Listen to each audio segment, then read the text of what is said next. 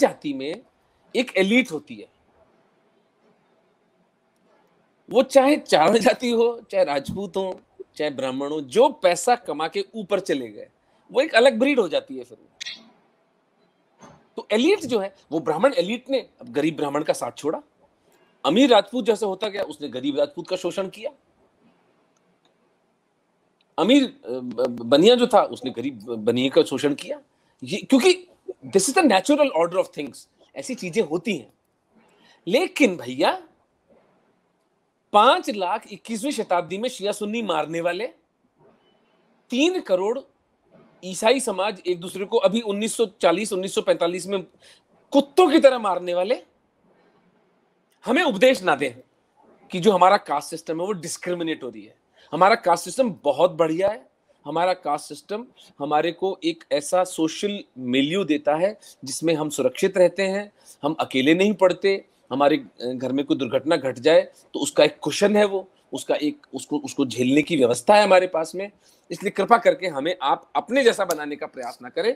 हम हमारे जैसे जो हैं वो बहुत अच्छे हैं, उसका क्रिटिकल एनालिसिस डेटा और स्टैटिस्टिक्स की तरह करके देख लें। जी, मैं एक और चीज शेयर करता हूं। जो सेकंड एग्जांपल मैंने कोट किया था, एक जो ऑब्जेक्शन किया जाता है वो ये है कि ये जन्मना व्यवस्था है कि जन्म से ब्राह्मण बन गया, आपने उसको सर पे बिठा दिया, जन्म से क्षत्रिय बन गया। हालांकि उसमें एक चीज जो मैं कई बार पहले भी डिस्कस करता हूँ कि अगर फिजिकल ट्रेट्स आप देखिए कि जो माता पिता होते हैं, जो बच्चा है उसके फिजिकल रिजेम्बलेंस माँ बाप से होती है, उसकी ओवरऑल जो फिजिक है वो भी माँ बाप से रिजेम्बल होती है। तो इसका हमें एक रिसर्च करनी चाहिए, मुझे लगता है इंटरजेनरेशनल रिसर्च करनी चाहिए कि आईक्यू या इंटेलेक्ट या एप्टीट्यूड कितना ट्रांसमिट होता है जेनेटिकली। अरे ऑलरेडी रिसर्च है, आईक्यू इज जेनेटिक। और एप्टीट्यूड, एटीट्यूड, कई चीजें, कई पैरामीटर। जी, तो फिर भी लेकिन ये ना एक किताब मुझे मिली उसकी जहांगीर की, तुजुके जहांगीरी, जो उसने अपने आप लिखी हुई है। उसमें वो एक जगह पे हमारे देश का कास्ट सिस्टम एक्सप्लेन कर रहा है। अब जो पिछला मैंने रेफरेंस दिया मेजर वाला वो लगभग 2300 साल पुराना है, जहांगीर वाला 400 साल पुराना है। ये फिर से मैं शेयर करता हूँ ताकि दर्शक भी इसको देख लें वो इसमें क्या बता रहा है।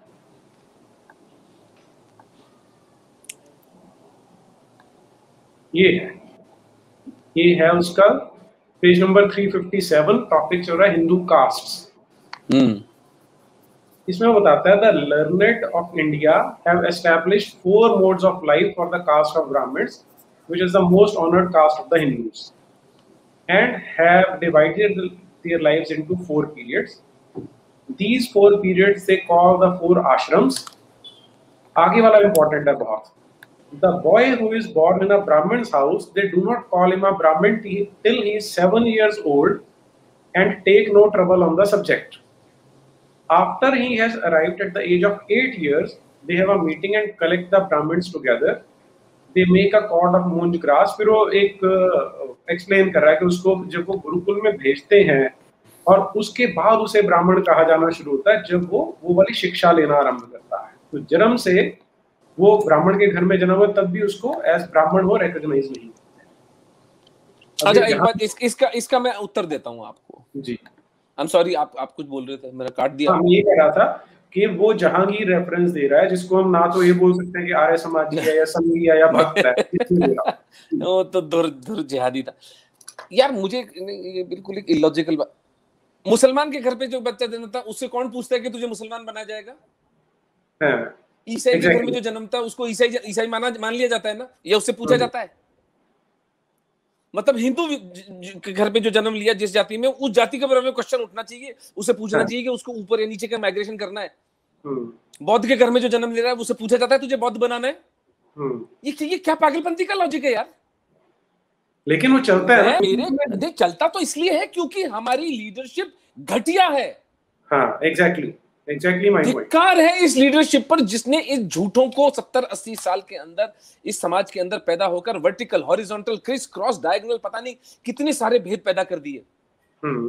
कहीं ना कहीं यार हमें उसको काउंटर तो करना पड़ेगा। जन्मजात नहीं होती। अबे जन्मजात सब कुछ जन्मजात होता है।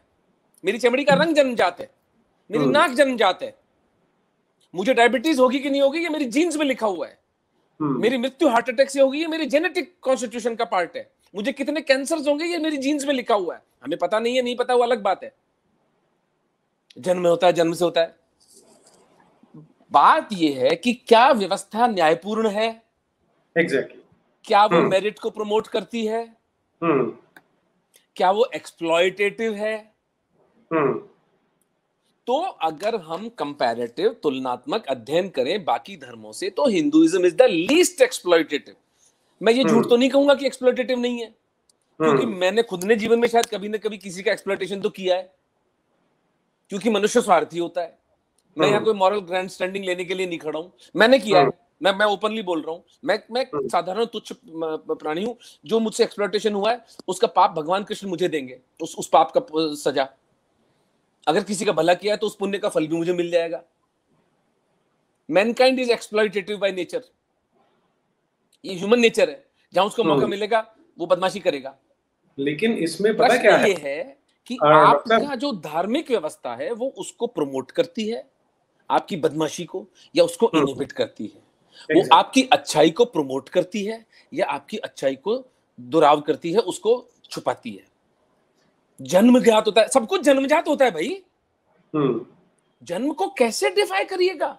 जन्म तो परमात्मा की सबसे बड़ी गिफ्ट है। जब व्यक्ति मरता है उसकी इलेक्ट्रिकल बॉडी, कठोपनिषद में सब लिखा हुआ है, जब इलेक्ट्रिकल बॉडी उसकी सूक्ष्म शरीर धारण करके परमात्मा के चरणों में जाती है, तो वो जो महापुरुष होते हैं, जो अच्छी आत्माएं होती हैं, वो तो गर्भ का चुनाव करते हैं कि मैं अमुक घर में पैदा होऊंगा ताकि मैं धरती पर जाकर अपने कर्म का निर्वहन कर सकूं।